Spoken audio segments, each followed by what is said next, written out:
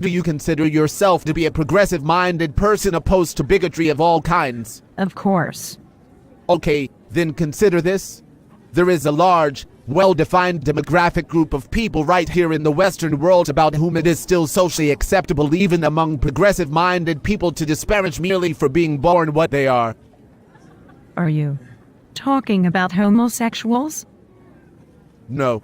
Despite their overwhelmingly greater contributions to the arts, sciences, and all of civilization, this group of human beings are stereotyped and caricatured in the media as either violent predators or incompetent fools, a bigoted practice that has long since been banned with regard to all other groups except this one. Jews have made significant contributions to the arts and sciences.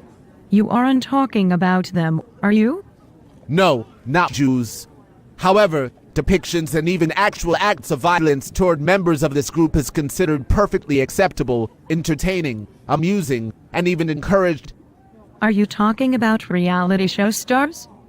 Good one, but no. Any expression of natural sexuality by members of this group is typically branded as being perverted, offensive, or predatory. Are you sure you're not talking about homosexuals? I'm sure. This group does the most difficult, dangerous jobs that other groups cannot or don't want to do. Oh, you were talking about Mexicans. Nope. Compared to all other demographics, members of this group are statistically at the highest risk of being the victims of violent crime, homelessness, suicide, injury, and premature death from occupational hazards or health problems. And yet they receive the least health funding or protective services compared to other groups. You must be talking about African Americans. Good guess, but no. This group has fallen far behind other groups in education due to systemic discrimination against them in grammar school through college. Do you mean the physically disabled? No, not the physically disabled. This group is frequently misdiagnosed with behavioral disorders in their youth that require dangerous prescription medications to correct, often causing far more serious mental and emotional problems as they mature. Sounds like you were talking about the mentally disabled. You'd think, but no. This group is routinely denied basic legal rights with regard to their own families that other groups take for granted. Oh, I know. You must mean illegal aliens. Interesting, but wrong again. This group is always presumed to be the guilty party in any conflict, regardless of the circumstances.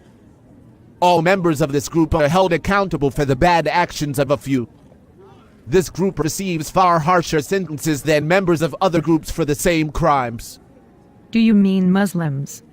Another good guess, but no. This group receives the least compassion and is held to a far higher standard of accountability than any other group. Members of this group are valued only for their utility and willingness to sacrifice their own needs, safety, and even their lives for the benefit of those from other groups. Members of this group are taught from childhood that their only acceptable virtue is to stoically accept any injustice without complaint. Now it sounds like you were talking about slaves, but slavery was abolished in the 19th century. So it would seem.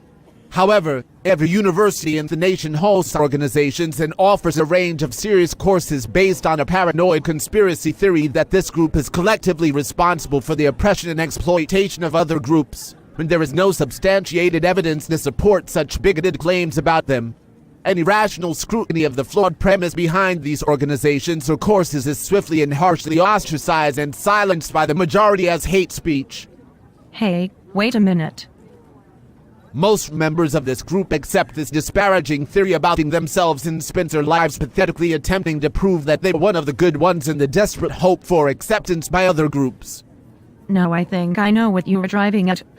Any attempt to express concern for this group's welfare is automatically attacked by other groups as a hostile attempt to impair their rights. Everything I just told you about this group is widely accepted as a perfectly natural state of affairs based on the popular theory about their inherently contemptible nature. You were trying to trick me. This whole time, you were just talking about men, aren't you? It's no trick, but yes, I'm talking about men. Now, do you still consider yourself to be a progressive-minded person opposed to bigotry against all groups?